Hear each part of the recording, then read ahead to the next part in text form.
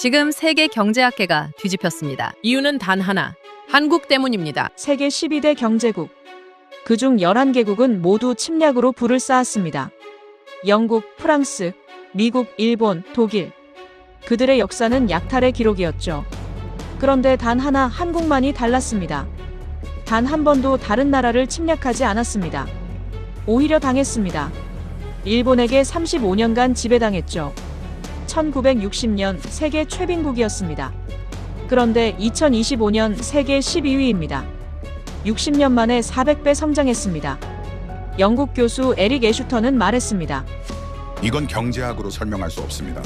아니, 인류 역사의 유일한 예외입니다. 대체 한국은 무엇으로 이뤘습니까? 총도 약탈도 침략도 없이. 그 비밀이 지금 공개됩니다. 잠깐만요. 1초만 시간 내셔서 구독, 좋아요 꾹 눌러주세요. 영상 제작에 큰 힘이 됩니다. 자, 그럼 시작할게요. 영국은 인도를 삼켰습니다. 프랑스는 아프리카를 짓밟았죠. 미국은 필리핀을, 일본은 조선을 유린했습니다. 그들의 부는 피로 쌓아올린 탑이었습니다. 그런데 단 한 나라가 있습니다. 남의 것을 빼앗지 않고 세계 12위에 오른 나라. 저는 그 나라를 연구하며 학자가 아니라 증인이 되었습니다. 저는 에릭 애슈턴입니다. 영국 출신으로 40년간 국제경제학 교수로 살아왔습니다. 강대국의 패턴을 연구했죠. 부의 공식을 가르쳤습니다. 그런데 이 나라를 연구하는 순간 제 신념이 흔들렸습니다. 그날 아침, 저는 강의실 문 앞에 서 있었습니다. 손에 든 자료가 무거웠죠. 40년 교수 생활에서 처음 느끼는 무게였습니다. 오늘 제가 말할 내용은 학생들의 세계관을 뒤흔들 겁니다. 아니, 제 세계관이 먼저 무너졌죠. 문을 열었습니다. 학생들이 자리에 앉아 있었습니다. 평소와 같은 풍경이었죠. 하지만 저는 달랐습니다. 단상에 올라섰습니다. 스크린을 켰습니다. 세계 지도가 떴죠. 여러분, 제 목소리가 평소보다 낮았습니다. 오늘은 경제 성장의 진실에 대해 이야기하겠습니다. 학생들이 펜을 들었습니다. 노트를 폈죠. 저는 세계 지도를 가리켰습니다. 붉은 선들이 복잡하게 얽혀 있었습니다. 식민지 지배의 흔적이었죠. 영국은 인도를 지배했습니다. 제 손이 인도를 가리켰습니다. 우리는 그들의 면허를, 향신료를, 보석을 빼앗았죠. 2세기 동안 착취했습니다. 그 부로 대영 제국을 세웠습니다. 강의실이 조용해졌습니다. 프랑스는 어땠습니까? 아프리카 전역을 삼켰죠. 금을, 다이아몬드를, 인력을 수탈했습니다. 그게 오늘날 프랑스 경제의 기반입니다. 제 목소리에 무게가 실렸습니다. 미국은 필리핀을 점령했습니다. 일본은 조선을, 중국을 유린했죠. 네덜란드는 인도네시아를 착취했습니다. 저는 잠시 멈췄습니다. 학생들의 얼굴을 봤죠. 여러분, 이게 세계 경제의 진실입니다. 강대국의 부는 약소국의 피로 만들어졌습니다. 한 학생이 손을 들었습니다. 교수님, 그럼 식민지 없이 강대국이 된 나라는 없습니까? 저는 그 질문을 기다렸습니다. 있습니다. 강의실 전체가 숨을 죽였습니다. 세계 12대 경제국 중 단 한 나라만이 침략의 역사가 없습니다. 학생들의 시선이 제게 집중됐죠. 단 한 나라도 침략하지 않았습니다. 단 한 평의 땅도 빼앗지 않았죠. 남의 자원을 약탈하지 않았습니다. 저는 천천히 말했습니다. 그런데 그 나라는 세계 12위 경제대국입니다. 어떻게 그게 가능했겠습니까? 학생들이 웅성거렸습니다. 불가능하다는 표정이었죠. 저도 처음엔 믿지 않았습니다. 데이터를 몇 번이고 확인했죠. 역사 기록을 뒤졌습니다. 전쟁사를 조사했습니다. 틀림없었습니다. 그 나라는 단 한 번도 침략 전쟁을 벌이지 않았습니다. 교수님, 그게 정말입니까? 한 학생이 의심스러운 표정으로 물었습니다. 정확합니다. 저는 단호하게 답했습니다. 저는 40년간 경제학을 가르쳤습니다. 냉철한 데이터만 믿어왔죠. 그런데 이 나라는 제 모든 공식을 깨뜨렸습니다. 저는 안경을 벗었습니다. 학생들을 똑바로 봤죠. 여러분, 저는 고백합니다. 저는 틀렸습니다. 강의실이 정적에 잠겼습니다. 저는 강한 나라는 반드시 약한 나라를 지배한다고 믿었습니다. 그게 역사의 법칙이라 가르쳤죠. 부를 쌓으려면 남의 것을 빼앗아야 한다고 생각했습니다. 제 목소리가 떨렸습니다. 하지만 그 나라를 보는 순간 제 신념이 무너졌습니다. 학생들이 숨도 쉬지 않고 제 말을 들었습니다. 그들은 남의 것을 탐하지 않았습니다. 대신 자신을 갈아세웠죠. 남의 땅을 빼앗지 않았습니다. 대신 밤새 일했습니다. 저는 세계 지도를 다시 가리켰습니다. 다른 나라들은 총으로 불을 쌓았습니다. 그런데 이 나라는 땀으로 쌓았습니다. 다른 나라들은 침략으로 영토를 넓혔죠. 그런데 이 나라는 신뢰로 세계를 움직였습니다. 한 학생이 조심스럽게 물었습니다. 교수님, 그 나라가 어디입니까? 저는 고개를 저었습니다. 오늘은 말하지 않겠습니다. 학생들이 실망한 표정을 지었죠. 하지만 여러분은 곧 알게 될 겁니다. 그리고 여러분도 저처럼 놀라게 될 겁니다. 저는 스크린을 껐습니다. 여러분, 기억하십시오. 진짜 강한 나라는 총으로 세우는 게 아닙니다. 신뢰로 세우는 겁니다. 강의가 끝났습니다. 하지만 아무도 일어나지 않았습니다. 학생들은 여전히 제 말을 되새기고 있었죠. 저는 강의실을 나왔습니다. 복도를 걸으며 생각했습니다. 저는 40년간 학자였습니다. 하지만 이제 저는 증인입니다. 침략 없이 강대국이 된 나라. 그 나라의 진실을 세상에 알려야 합니다. 영국은 인도를 삼켰습니다. 교수님의 목소리가 강의실에 울렸습니다. 저는 뒷자리에 앉아 그 말을 듣고 있었습니다. 저는 클라라 정입니다. 한국계 미국인으로 에릭 애슈턴 교수님의 연구조교를 맡고 있죠. 2년째 함께 일하고 있습니다. 교수님은 평소 냉철한 분이셨습니다. 감정보다 데이터를 중시하셨죠. 강의실에서 목소리를 높이신 적도 없었습니다. 그런데 오늘은 달랐습니다. 교수님이 단상에 오르시는 모습부터 평소와 달랐죠. 프랑스는 아프리카를 짓밟았습니다. 미국은 필리핀을, 일본은 조선을 유린했죠. 교수님의 어조에 분노가 섞여 있었습니다. 저는 펜을 들었습니다. 노트를 펼쳤죠. 그들의 분은 피로 쌓아올린 탑이었습니다. 저는 펜을 멈췄습니다. 주변 학생들도 마찬가지였죠. 교수님은 세계 지도를 가리키셨습니다. 붉은 선들이 대륙을 가로지르고 있었습니다. 식민지 지배의 흔적이었죠. 영국은 인도를 2세기 동안 착취했습니다. 면화를, 향신료를, 보석을 빼앗았죠. 프랑스는 아프리카의 금과 다이아몬드를 수탈했습니다. 저는 가슴이 답답해졌습니다. 제가 배워온 서구 문명의 찬란함이 이런 어두운 역사 위에 세워졌다는 겁니까? 벨기에는 콩고에서 1000만 명을 학살했습니다. 고무 농장을 위해서였죠. 네덜란드는 인도네시아를 350년간 지배했습니다. 교수님의 목소리가 낮아졌습니다. 자유를 외치던 나라들이 타인의 자유를 짓밟았습니다. 평등을 말하던 나라들이 불평등을 강요했죠. 교수님은 안경을 벗으셨습니다. 그 표정이 평소의 냉정한 학자가 아니었습니다. 그 안에 부끄러움이 담겨 있었죠. 영국인인 교수님이 자신의 조국을 비판하고 계셨습니다. 여러분, 이게 세계 경제의 진실입니다. 강대국들의 부는 약소국의 희생으로 만들어졌습니다. 그들은 부를 얻었지만 정의를 잃었죠. 강의실이 정적에 잠겼습니다. 저는 가슴속에서 뜨거운 게 올라왔습니다. 분노였을까요? 아니면 슬픔이었을까요? 그런데 말입니다. 교수님의 목소리가 바뀌었습니다. 학생들의 시선이 교수님께 집중됐죠. 단 하나의 예외가 있습니다. 제 심장이 빨리 뛰기 시작했습니다.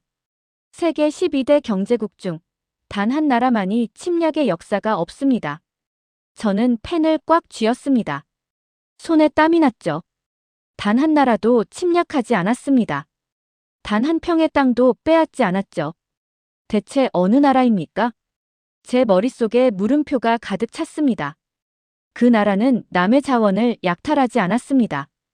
대신 자신을 갈아세웠죠. 남의 땅을 빼앗지 않았습니다. 대신 밤새 일했습니다. 교수님의 목소리에 존경이 담겨 있었습니다. 저는 가슴이 두근거렸습니다. 혹시 설마 다른 나라들은 총으로 불을 쌓았습니다. 그런데 이 나라는 땀으로 쌓았죠. 교수님이 지도를 가리키셨습니다. 제 눈이 그곳을 따라갔습니다. 여러분, 그 나라의 이름은. 교수님이 잠시 멈추셨습니다. 강의실이 완전한 정적에 잠겼습니다. 숨소리조차 들리지 않았죠. 코리아입니다. 그 순간 제 몸에 전율이 흘렀습니다. 코리아, 한국, 제 조국이었습니다. 주변 학생들이 웅성거리기 시작했습니다. 한국이요? 정말입니까? 어떻게 그게 가능하죠? 교수님은 고개를 끄덕이셨습니다. 맞습니다. 한국입니다. 저는 눈물이 핑 돌았습니다. 저는 이 나라를 연구하며 제 모든 신념이 무너졌습니다. 교수님의 목소리가 떨리고 있었습니다. 그들은 남의 것을 탐하지 않았습니다. 침략 대신 신뢰를 선택했죠. 약탈 대신 땀을 택했습니다. 저는 펜을 놓았습니다. 더 이상 쓸 수가 없었죠. 한 학생이 손을 들었습니다. 교수님, 침략 없이 강대국이 되는 게 정말 가능한 일입니까? 가능합니다. 아니, 한국이 증명했습니다. 교수님이 저를 보셨습니다. 클라라, 당신은 한국계 미국인이죠? 당신은 알고 있었습니까? 한국이 단 한 번도 침략 전쟁을 벌인 적이 없다는 걸요. 저는 고개를 저었습니다. 아니요, 교수님. 저도 몰랐습니다. 사실이었습니다. 저는 한국계 미국인으로 살아왔습니다. 한국에 대해 잘 몰랐죠. 부끄럽지만 관심도 없었습니다. 그런데 지금 제 가슴이 이렇게 뜁니다. 교수님은 다시 학생들을 보셨습니다. 저는 데이터를 30번 확인했습니다. 믿을 수 없었기 때문이죠. 교수님이 칠판에 숫자를 적으셨습니다. 1960년 한국의 1인당 국민소득은 79달러였습니다. 세계 최빈국이었죠. 아프리카 국가들보다도 가난했습니다. 79달러. 그게 얼마나 가난한 겁니까? 그런데 2024년 35,000달러를 넘어섰습니다. 60년 만에 400배 이상 성장했습니다. 단 한 번의 침략도 없이 말이죠. 학생들이 숨을 죽였습니다.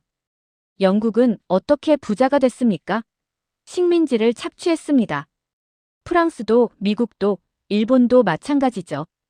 교수님의 목소리가 높아졌습니다.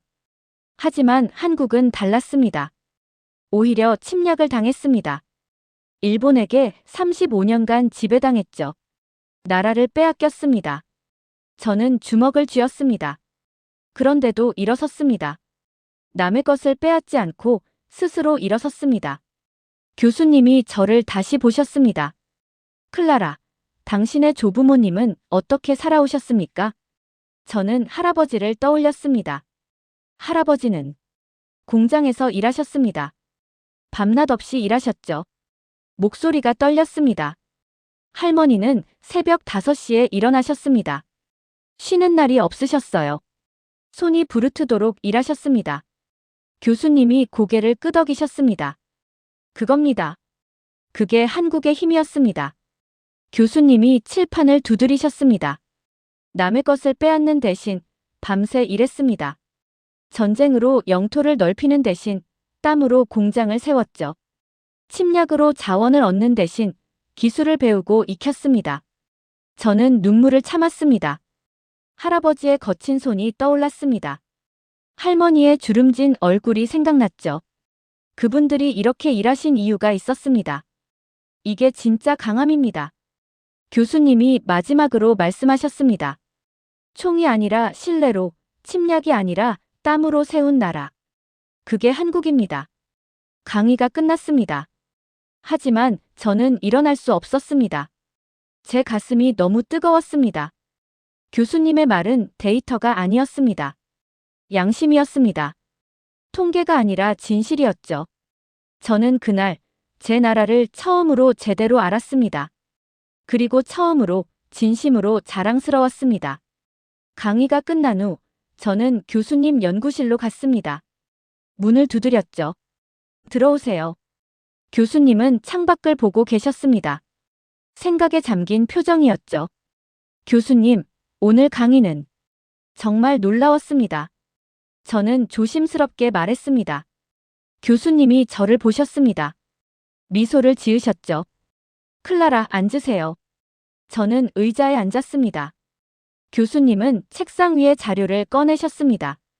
한국에 대한 연구 자료였죠.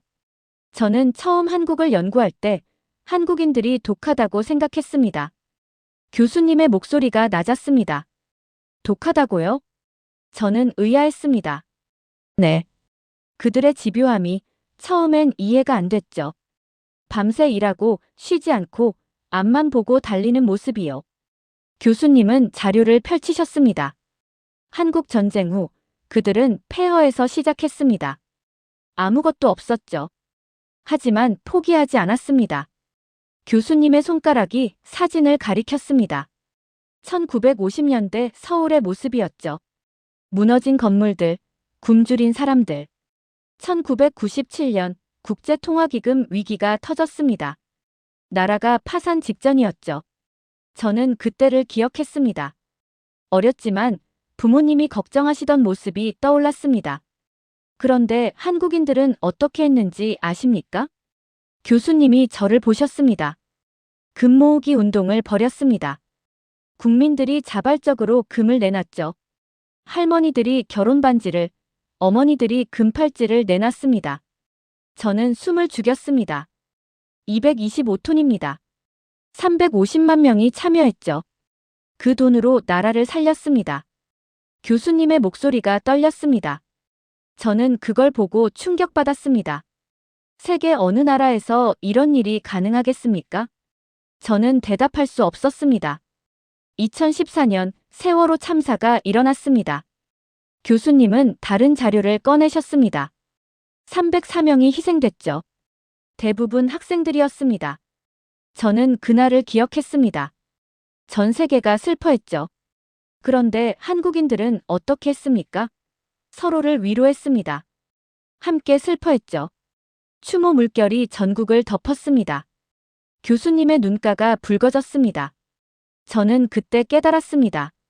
그들의 독함은 미움이 아니라 사랑이었다는 걸요. 저는 가슴이 뭉클했습니다. 위기 때마다 한국인들은 서로를 버리지 않았습니다. 함께 버텼죠. 그게 그들의 힘이었습니다. 교수님은 창밖을 다시 보셨습니다. 클라라, 당신은 아십니까? 한국이 왜 이렇게 빨리 성장할 수 있었는지요? 기술 때문일까요? 아니면 교육 때문일까요? 저는 조심스럽게 물었습니다. 교수님은 고개를 저으셨습니다. 신뢰입니다. 신뢰요? 네. 서로에 대한 신뢰 말이죠. 교수님은 미소를 지으셨습니다. 제가 서울에 갔을 때의 일입니다. 한 커피숍에 들어갔죠. 교수님의 눈빛이 따뜻해졌습니다. 주문을 하려는데 주인이 없었습니다. 카운터에 아무도 없었죠. 그럼 어떻게 하셨어요? 기다렸습니다. 5분쯤 지나자 주인이 돌아왔죠. 미안하다고 하더군요. 잠깐 화장실에 갔었다고요. 저는 웃었습니다. 그런데 놀라운 건 그게 아니었습니다. 교수님의 표정이 진지해졌습니다. 카운터에 지갑이 놓여 있었습니다. 휴대폰도 있었죠. 그런데 아무도 건드리지 않았습니다. 저는 숨을 죽였습니다. 저는 주인에게 물었습니다. 도난 걱정은 안 하느냐고요. 뭐라고 하셨어요? 주인이 웃으며 말했습니다. 여긴 한국이라고요. 그건 제 것이 아니니까 아무도 안 가져간다고요. 교수님은 저를 똑바로 보셨습니다. 클라라, 그게 신뢰입니다. CCTV가 아니라 양심이 지키는 사회죠. 저는 전율이 흘렀습니다. 영국에서는 가능하지 않습니다. 미국에서도 불가능하죠. 하지만 한국에서는 일상입니다. 교수님의 목소리에 경외가 담겼습니다. 저는 그날 한국의 진짜 힘을 봤습니다. 그건 기술도 자본도 아니었습니다. 신뢰였죠. 저는 눈물이 핑 돌았습니다. 한국인들은 위기 속에서도 서로를 믿었습니다. 국제통화기금 위기 때도, 세월호 참사 때도, 코로나19 때도 마찬가지였죠. 교수님은 자료를 덮으셨습니다. 2020년 코로나19가 터졌을 때를 기억하십니까? 네, 물론이죠. 전 세계가 혼란에 빠졌습니다. 사재기가 일어났죠. 마스크를, 화장지를, 식량을 쌓아뒀습니다. 교수님의 목소리가 낮아졌습니다. 하지만 한국은 달랐습니다. 질서정연했죠. 마스크를 공평하게 나눴습니다. 줄을 서서 기다렸습니다. 저는 고개를 끄덕였습니다. 심지어 의료진을 응원했습니다. 밤마다 박수를 쳤죠. 서로를 격려했습니다. 교수님의 눈가가 붉어졌습니다. 저는 그걸 보며 울었습니다. 정말로요. 교수님이요? 네. 저는 40년간 경제학을 가르쳤습니다. 하지만 그날 저는 배웠습니다. 교수님은 저를 보셨습니다. 경제는 숫자가 아니라 사람이라는 걸요. 성장은 자본이 아니라 신뢰라는 걸요. 저는 숨을 깊이 들이마셨습니다. 클라라, 당신의 조국은 위대합니다. 총으로가 아니라 마음으로 위대하죠. 교수님의 말이 제 가슴에 박혔습니다. 그들의 독함은 증오가 아니었습니다. 결심이었죠. 포기하지 않겠다는 결심. 서로를 버리지 않겠다는 결심이었습니다. 저는 눈물을 참을 수 없었습니다. 저는 오늘 도덕이 경제를 이기는 장면을 봤습니다. 교수님이 마지막으로 말씀하셨습니다. 한국은 신뢰로 세워진 나라입니다. 그게 한국의 진짜 힘입니다. 저는 고개를 숙였습니다. 눈물이 떨어졌죠. 할아버지가 생각났습니다. 할머니가 떠올랐습니다. 부모님이 기억났습니다. 그분들이 평생 지켜온 게 바로 이거였습니다. 신뢰였습니다. 저는 그날 제 조국을 새로 배웠습니다. 그리고 깨달았습니다. 한국의 힘은 총이 아니라 마음이었다는 걸요. 그날 밤 교수님은 달라지셨습니다. 저는 연구실에서 자료를 정리하고 있었습니다.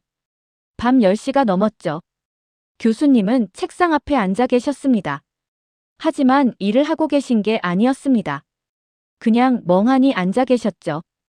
교수님, 괜찮으세요? 저는 조심스럽게 물었습니다. 교수님은 저를 보셨습니다. 그 눈빛이 흔들리고 있었죠. 클라라, 나는 틀렸을지도 모릅니다. 네. 저는 깜짝 놀랐습니다. 교수님이 이런 말씀을 하시다니. 40년간 가르쳐온 경제학이 말이죠. 틀렸을지도 모릅니다. 교수님의 목소리가 떨렸습니다. 교수님, 무슨 말씀이세요? 저는 의자를 당겨 앉았습니다. 교수님은 컴퓨터 화면을 돌리셨습니다. 한국의 경제 지표들이 떠 있었죠. 이 데이터를 보십시오. 한국의 국내 총생산, 산업 성장률, 교육 수준, 기술 혁신 지수. 교수님의 손가락이 화면을 가리켰습니다. 모든 게 설명됩니다. 숫자로는 완벽하죠. 그럼 뭐가 문제인가요? 문제는 이겁니다. 교수님은 다른 창을 여셨습니다. 영국의 데이터입니다. 프랑스, 미국, 일본의 데이터도 있죠. 교수님은 저를 보셨습니다. 숫자만 보면 다들 비슷합니다. 경제 성장 패턴이 유사하죠. 그럼요. 하지만 과정이 다릅니다. 교수님의 목소리가 낮아졌습니다. 영국은 식민지로 불을 쌓았습니다. 프랑스도 일본도 마찬가지죠.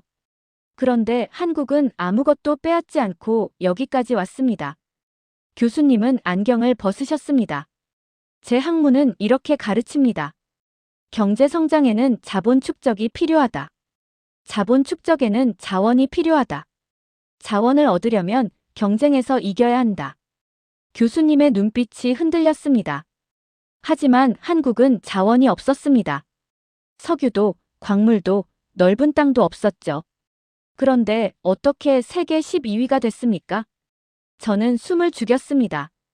제 공식으로는 설명이 안 됩니다. 교수님이 책상을 두드리셨습니다. 이건 경제학이 아닙니다. 이건 뭔가 다른 겁니다. 저는 교수님의 혼란을 느낄 수 있었습니다. 교수님, 그게 뭘까요? 모르겠습니다. 그게 문제죠. 교수님은 일어나셨습니다. 창밖을 보셨죠? 저는 데이터를 다시 검토했습니다. 한국의 경제 성장을 분석했죠. 1960년부터 2024년까지 모든 데이터를 뒤졌습니다. 교수님의 목소리에 답답함이 묻어났습니다. 그런데 하나가 눈에 띄었습니다. 뭔가요? 신뢰 지수입니다. 교수님이 저를 보셨습니다. 경제협력개발기구에서 측정하는 사회 신뢰 지수가 있습니다. 한국은 상위권이죠. 그게 중요한가요? 중요합니다. 아니, 결정적일지도 모릅니다. 교수님은 다시 책상에 앉으셨습니다. 신뢰가 높으면 거래 비용이 줄어듭니다. 계약 이행률이 높아지죠. 협력이 쉬워집니다. 교수님의 손가락이 책상을 두드렸습니다. 하지만 그게 전부일까요? 신뢰만으로 이 모든 게 설명될까요? 저는 고개를 가우뚱했습니다. 교수님, 혹시... 저는 말을 멈췄습니다. 하지만 교수님이 저를 보셨죠. 말해보세요, 클라라. 저는 심호흡을 했습니다. 교수님, 혹시 우리가 틀린 건 아닐까요? 교수님의 눈빛이 흔들렸습니다. 우리가요? 네. 서구 경제학 전체가 말이에요. 저는 용기를 냈습니다. 우리는 경쟁을 가르칩니다. 승자와 패자를 나누죠. 강한 자가 살아남는다고 배웠습니다. 저는 교수님을 똑바로 봤습니다. 하지만 한국은 다릅니다. 그들은 경쟁보다 협력을 택했습니다. 승자 독식이 아니라 함께 성장하는 길을 갔죠. 교수님은 아무 말씀이 없으셨습니다. 그게 틀린 건 아닐까요? 우리가 가르쳐온 경제학이요. 제 말이 끝났습니다. 교수님은 저를 오래 보셨습니다. 그 눈빛에 뭔가가 바뀌고 있었죠. 당신 말이 맞습니다. 교수님의 목소리가 떨렸습니다. 저는 진실을 봤습니다. 한국이라는 살아있는 증거를 봤죠. 하지만 제 학문이 그걸 부정합니다. 교수님은 고개를 숙이셨습니다. 이건 윤리의 문제입니다. 경제가 아니라요. 저는 숨을 깊이 들이마셨습니다. 한국은 도덕으로 경제를 이겼습니다. 신뢰로 자본을 이겼죠. 그런데 제 학문은 그게 불가능하다고 말합니다. 교수님이 저를 보셨습니다. 클라라, 나는 무엇을 해야 합니까? 저는 조심스럽게 대답했습니다. 진실을 말씀하셔야죠. 학계가 저를 비웃을 겁니다. 그래도 말씀하셔야 합니다. 저는 단호하게 말했습니다. 교수님, 진실은 시간이 증명합니다. 지금 당장은 비웃을 수 있어요. 하지만 결국 인정하게 될 겁니다. 교수님의 눈가가 붉어졌습니다. 당신은 강하군요. 아니에요. 저는 제 나라를 믿을 뿐이에요. 저는 미소를 지었습니다. 교수님은 고개를 끄덕이셨습니다. 맞습니다. 이제 내가 배워야 할 차례입니다. 교수님은 일어나셨습니다. 저는 학자가 아니라 증인이 되어야 합니다. 교수님의 목소리에 결심이 담겼습니다. 한국은 세상에 새로운 길을 보여줬습니다. 침략 없는 성장, 신뢰로 세운 경제를요. 교수님이 창밖을 보셨습니다. 저는 그걸 세상에 알리겠습니다. 비웃음을 감수하고서라도요. 저는 교수님의 옆에 섰습니다. 교수님, 저도 함께 하겠습니다. 교수님이 저를 보셨습니다. 미소를 지으셨죠. 고맙습니다, 클라라. 그날 밤, 우리는 결심했습니다. 진실을 위해 싸우기로요. 3주 후, 우리는 한국으로 갔습니다. 교수님이 말씀하셨습니다. 직접 봐야 합니다. 데이터가 아니라 사람을 봐야 해요. 저는 설렜습니다. 제 조국에 가는 건 5년 만이었죠. 우리는 서울에서 지방 도시로 향했습니다. 한 중소기업을 방문하기로 했죠. 이 회사는 1999년에 설립됐습니다. 교수님이 자료를 보며 말씀하셨습니다. 국제통화기금 위기 직후였죠. 모두가 절망할 때 이 사람들은 회사를 세웠습니다. 택시가 공장 앞에 멈췄습니다. 작은 건물이었습니다. 하지만 깨끗했죠. 대표님이 우리를 맞이했습니다. 60대 후반으로 보이는 분이었습니다. 어서 오십시오. 따뜻한 미소였습니다. 우리는 회의실에 앉았습니다. 커피가 나왔죠. 대표님, 어떻게 위기 직후에 회사를 시작하셨습니까? 교수님이 물으셨습니다. 대표님은 잠시 생각하셨습니다. 그때가 1999년이었습니다. 나라 전체가 힘들었죠. 대표님의 목소리가 낮아졌습니다. 저는 대기업에서 해고됐습니다. 20년을 일했는데 하루아침에 짐을 싸야 했죠. 저는 가슴이 아팠습니다. 집에 돌아가니 아내가 울고 있었습니다. 애들은 어떻게 하냐고요. 대표님은 창밖을 보셨습니다. 그날 밤 잠을 못 잤습니다. 생각했죠. 포기할까 아니면 다시 시작할까? 그래서요. 다음 날 같이 해고된 동료들을 만났습니다. 7명이었죠. 대표님이 미소를 지으셨습니다. 제가 말했습니다. 우리 회사를 만들자고요. 다들 미쳤다고 했죠. 교수님이 앞으로 몸을 기울이셨습니다. 하지만 결국 시작했습니다. 돈이 없었어요.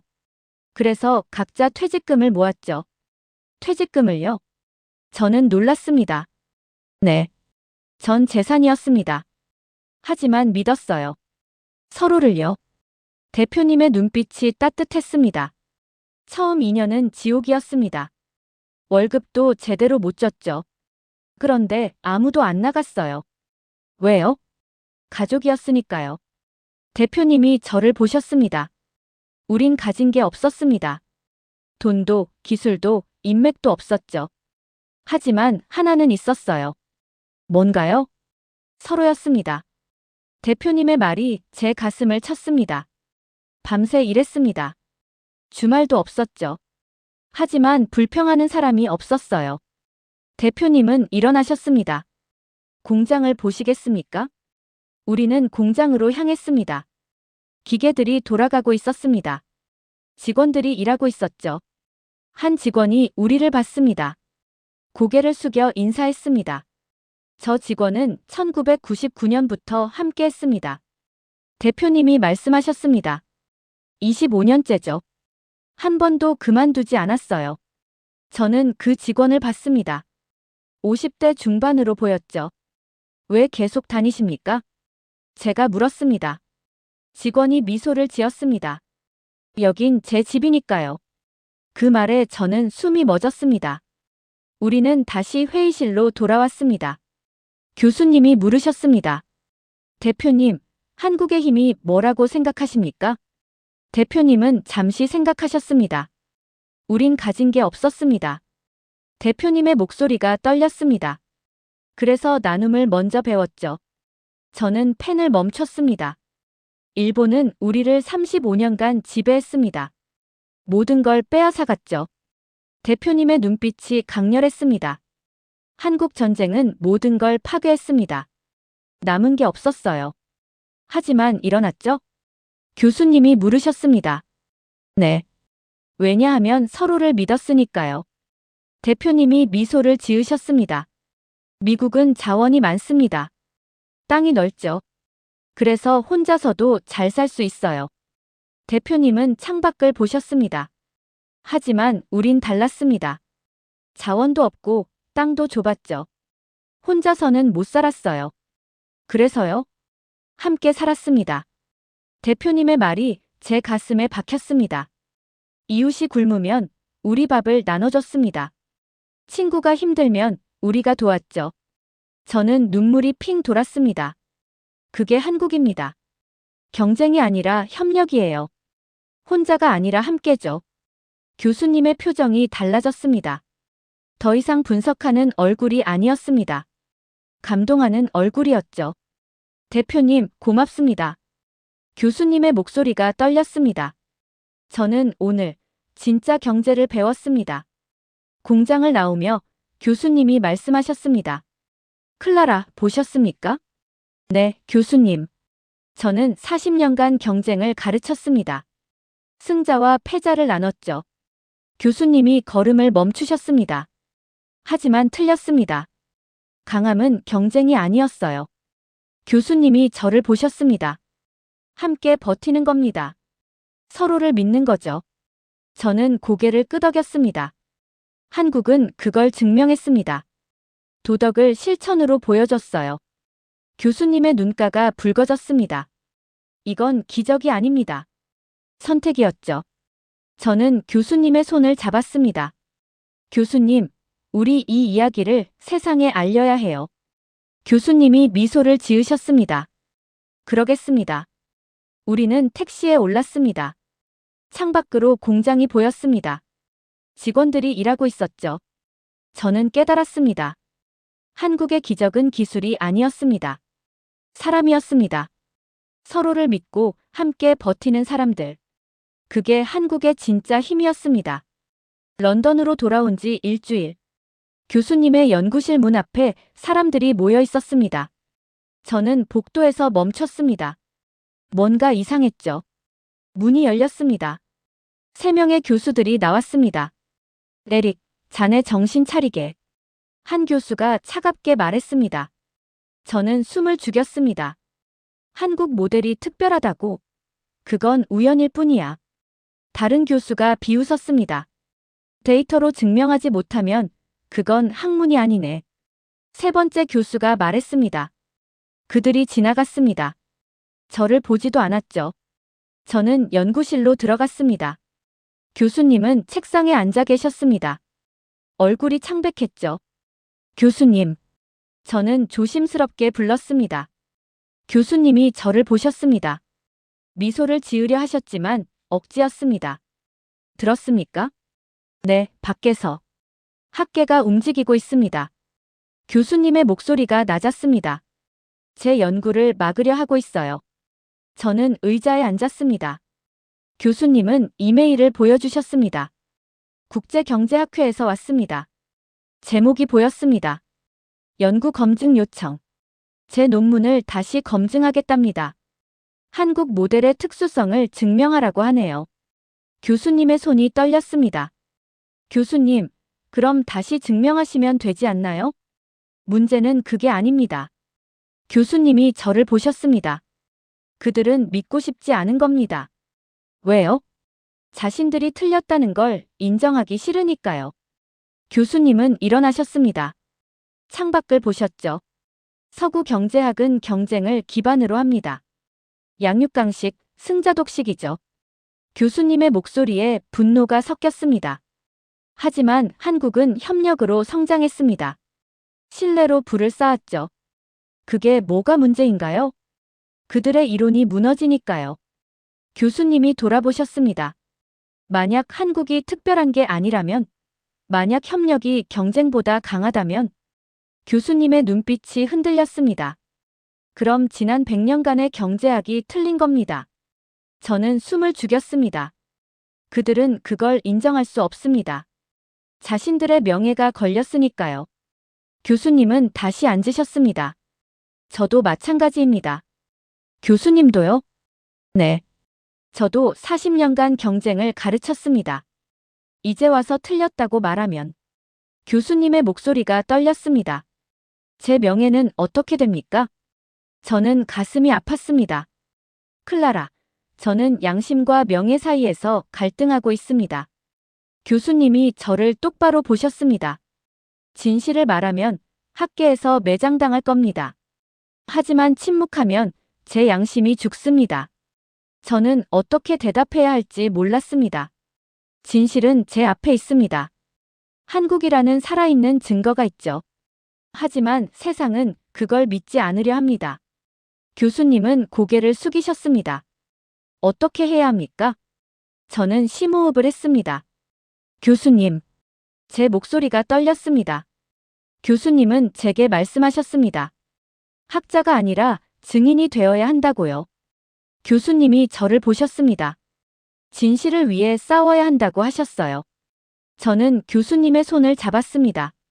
교수님, 진실은 시간이 증명합니다. 지금 당장은 비웃을 수 있어요. 하지만 결국 인정하게 될 겁니다. 교수님의 눈가가 붉어졌습니다.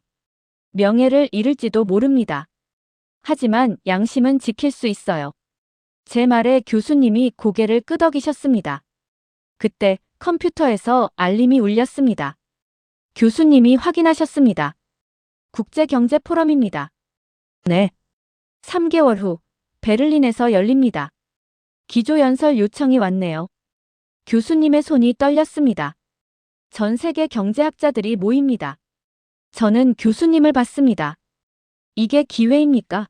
아니면 함정입니까? 교수님이 쓴웃음을 지으셨습니다. 둘 다일 겁니다. 저는 생각했습니다. 교수님, 가셔야 합니다. 클라라. 그곳에서 진실을 말씀하세요. 한국에 대해, 신뢰에 대해, 협력에 대해 말씀하세요. 제 목소리가 강해졌습니다. 비웃을 수도 있어요. 조롱할 수도 있죠. 하지만 그래도 말씀하세요. 교수님은 창밖을 보셨습니다. 한참을 침묵하셨습니다. 그리고 천천히 고개를 끄덕이셨죠. 그러겠습니다. 교수님의 목소리에 결심이 담겼습니다. 저는 학자가 아니라 증인이 되겠습니다. 교수님이 저를 보셨습니다. 진실을 위해 침묵하지 않겠습니다. 저는 눈물이 핑 돌았습니다. 한국은 싸우지 않고도 이겼습니다. 교수님이 일어나셨습니다. 저도 그렇게 하겠습니다. 진실로 싸우겠습니다.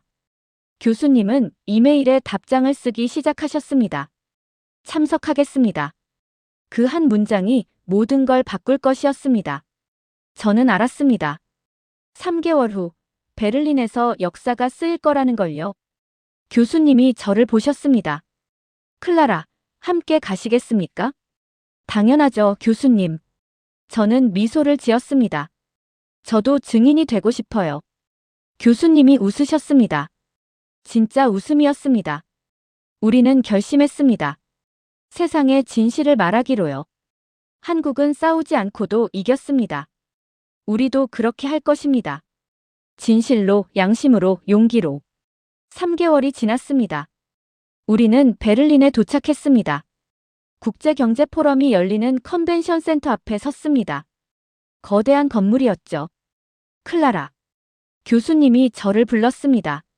네, 교수님. 떨립니다. 교수님의 목소리가 흔들렸습니다.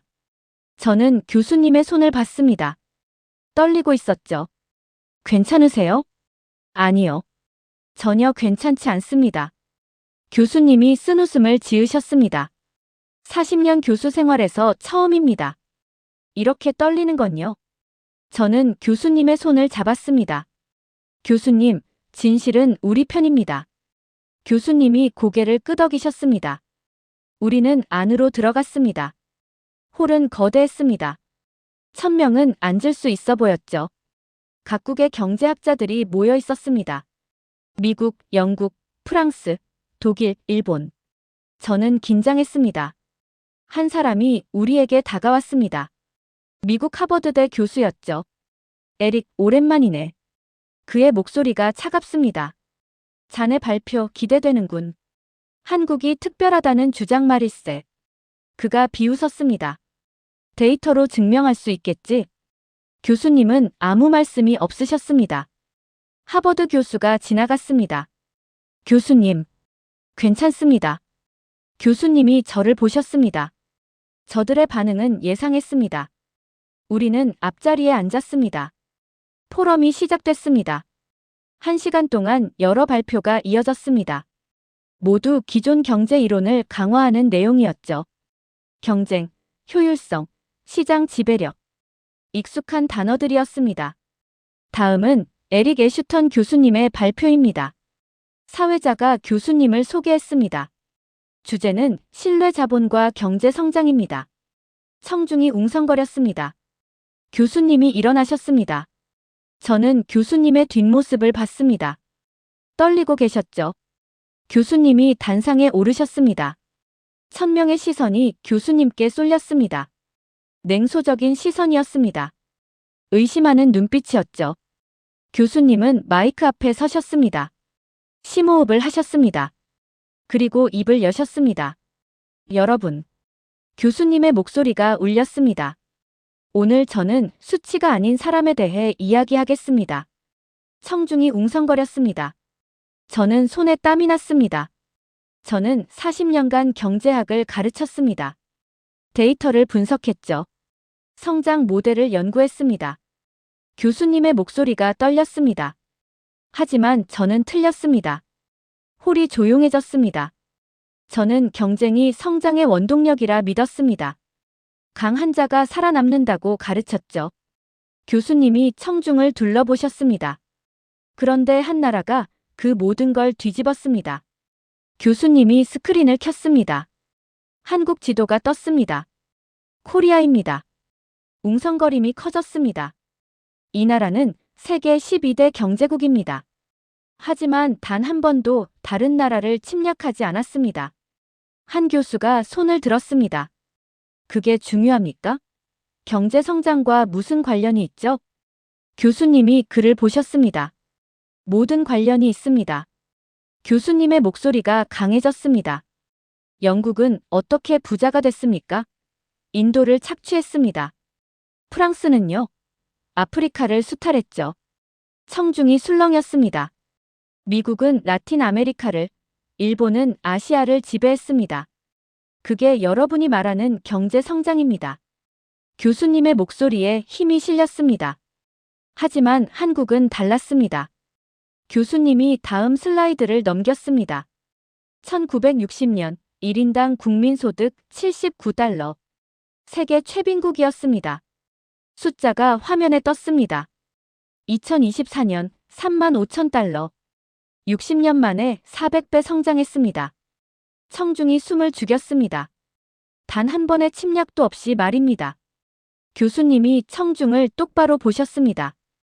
여러분, 이게 어떻게 가능했겠습니까? 아무도 대답하지 않았습니다. 신뢰입니다. 교수님의 목소리가 울렸습니다. 소셜 트러스트 캐피탈. 사회적 신뢰 자본이죠. 교수님이 다음 슬라이드를 보여주셨습니다. 한국인들은 위기 때마다 서로를 믿었습니다. 1997년 국제통화기금 위기 때 국민들이 금을 모았습니다. 225톤이었죠.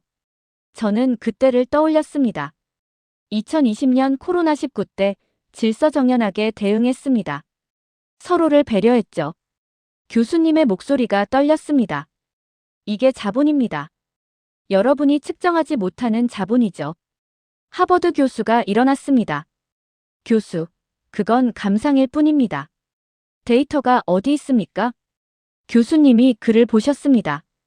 데이터가 필요하십니까? 교수님이 다음 슬라이드를 넘겼습니다. 경제협력개발기구 사회신뢰지수. 한국은 상위권입니다.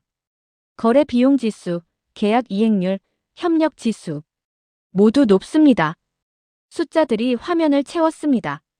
이게 데이터입니다. 교수님의 목소리가 강했습니다. 하지만 더 중요한 건 사람입니다. 교수님이 안경을 벗으셨습니다. 저는 한국에 갔습니다. 공장을 방문했죠. 한 대표님을 만났습니다. 교수님의 목소리가 떨렸습니다. 그분은 말했습니다. 우린 가진 게 없었습니다. 그래서 나눌 줄을 먼저 배웠죠. 저는 눈물이 핑 돌았습니다. 여러분, 이게 경제입니다. 숫자가 아니라 사람이죠. 교수님이 청중을 둘러보셨습니다. 한국은 침략 대신 신뢰를 선택했습니다. 경쟁 대신 협력을 택했죠. 교수님의 목소리가 높아졌습니다. 총으로가 아니라 땀으로, 약탈이 아니라 기술로, 지배가 아니라 존중으로 성장했습니다. 홀이 조용해졌습니다. 교수님이 마지막 슬라이드를 보여주셨습니다. 이 나라는 싸우지 않고도 이겼습니다. 그 한 문장이 화면에 떴습니다. 교수님의 목소리가 떨렸습니다. 이게 진짜 승리입니다. 교수님이 마이크를 내려놓으셨습니다. 정적이 흘렀습니다. 아무도 움직이지 않았습니다.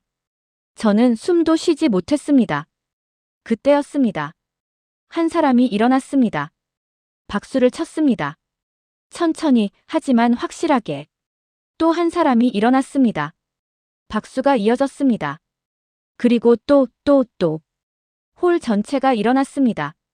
박수 소리가 커졌습니다. 천둥처럼 울렸습니다. 저는 울었습니다. 교수님은 단상에 서 계셨습니다. 눈물을 흘리고 계셨죠.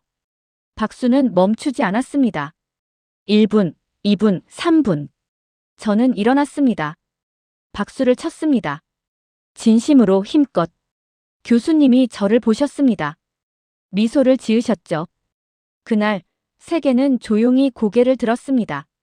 한국을 향해서요. 포럼이 끝난 다음 날 세계가 달라졌습니다. 호텔 로비에서 신문을 봤습니다. 일면 헤드라인이 눈에 들어왔죠. 전쟁 없이 승리한 나라 마이너스 한국 모델의 재조명. 저는 숨을 멎었습니다. 영국 타임스였습니다. 옆 신문대에는 독일 신문이 있었습니다. 신뢰 경제의 시대가 온다. 미국 뉴욕 타임스도 있었죠. 침략 없는 성장. 한국이 증명하다. 저는 떨렸습니다. 교수님 연구실로 갔습니다. 교수님은 노트북 앞에 앉아 계셨습니다. 교수님, 클라라 보셨습니까? 교수님이 화면을 돌리셨습니다. 각국 언론 기사들이 떠 있었습니다. 프랑스, 일본, 중국, 인도. 모두 교수님의 발표를 다루고 있었죠. 전 세계가 주목하고 있습니다. 교수님의 목소리가 떨렸습니다. 한국에 대해, 신뢰에 대해, 새로운 경제 모델에 대해 말하고 있어요. 저는 의자에 앉았습니다. 교수님, 해내셨습니다. 교수님이 고개를 저으셨습니다. 아니요. 한국이 해냈습니다. 교수님이 창밖을 보셨습니다. 저는 그저 증인이었을 뿐이죠. 교수님은 잠시 침묵하셨습니다. 클라라. 네, 교수님. 저는 이제 한국을 연구하는 것이 아닙니다. 교수님이 저를 보셨습니다. 배우고 있습니다. 저는 가슴이 뭉클했습니다. 40년간 가르쳤습니다. 하지만 이제는 학생입니다. 교수님의 눈빛이 따뜻했습니다. 한국이 제 스승이죠. 교수님은 일어나셨습니다. 클라라, 당신에게 묻고 싶습니다. 뭘요? 당신은 당신의 나라를 자랑스러워합니까? 교수님의 질문이 제 가슴을 쳤습니다. 저는 망설이지 않았습니다. 네, 교수님. 처음으로 진심으로 자랑스럽습니다. 교수님이 미소를 지으셨습니다. 그거면 됩니다. 교수님은 다시 앉으셨습니다. 클라라, 저는 영상 하나를 봤습니다. 교수님이 노트북을 돌리셨습니다. 한국의 한 다큐멘터리였습니다. 70대 어르신이 나오셨죠. 교수님이 재생 버튼을 눌렀습니다. 어르신의 목소리가 들렸습니다. 우린 남의 걸 뺏지 않았어. 대신 밤새 일했지. 거친 손이 화면에 보였습니다. 젊었을 때는 하루에 16시간씩 일했어. 쉬는 날도 없었지. 어르신이 미소를 지으셨습니다. 힘들었냐고? 당연히 힘들었지. 하지만 후회는 없어. 어르신의 눈빛이 강렬했습니다. 우리가 땀 흘린 덕분에 우리 애들은 배불리 먹었어. 우리 손주들은 대학도 갔지. 저는 눈물이 핑 돌았습니다. 그걸로 됐어. 그걸로 충분해.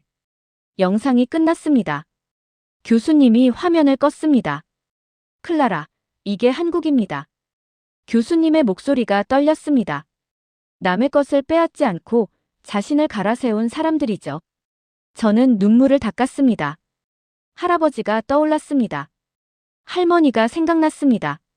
그분들도 저렇게 사셨습니다.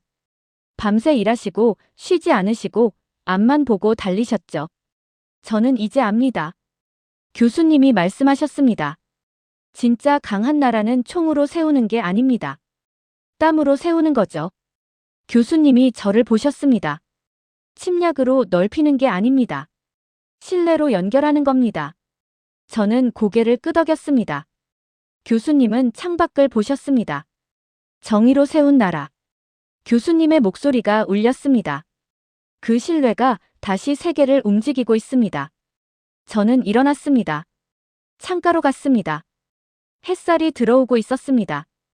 교수님. 네. 우리가 세상을 바꾼 걸까요? 교수님이 웃으셨습니다. 아니요. 한국이 바꿨습니다. 우리는 그걸 말했을 뿐이죠.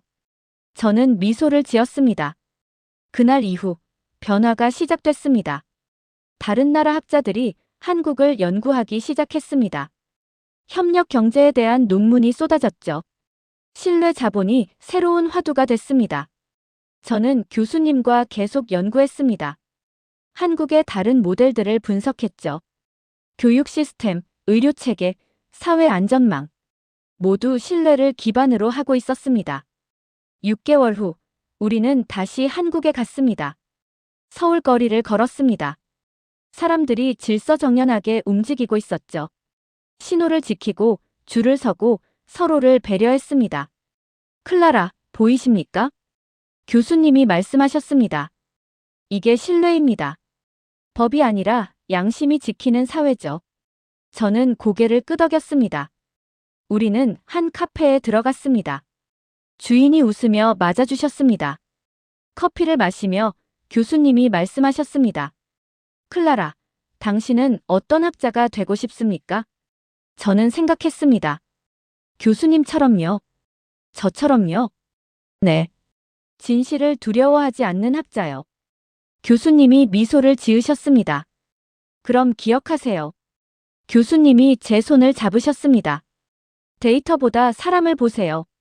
수치보다 마음을 읽으세요. 저는 고개를 끄덕였습니다.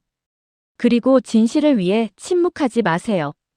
교수님의 눈빛이 따뜻했습니다. 우리는 카페를 나왔습니다. 서울 하늘이 맑았습니다. 저는 깨달았습니다. 한국은 싸우지 않고 이겼습니다. 총이 아니라 신뢰로요. 침략이 아니라 땀으로요. 지배가 아니라 존중으로요. 그리고 세상은 이제 그걸 알게 됐습니다. 조용한 승리였습니다. 하지만 가장 강렬한 승리였죠. 교수님이 말씀하셨습니다. 클라라, 우리의 일은 끝나지 않았습니다. 네, 압니다. 더 많은 사람들에게 알려야 합니다. 한국의 진실을요. 저는 미소를 지었습니다. 그러겠습니다, 교수님. 우리는 걸었습니다. 서울 거리를 희망을 향해. 그날 이후 나는 데이터를 분석하지 않았습니다. 대신 인간을 그리고 신뢰를 기록했습니다. 한국은 싸우지 않고 이겼습니다.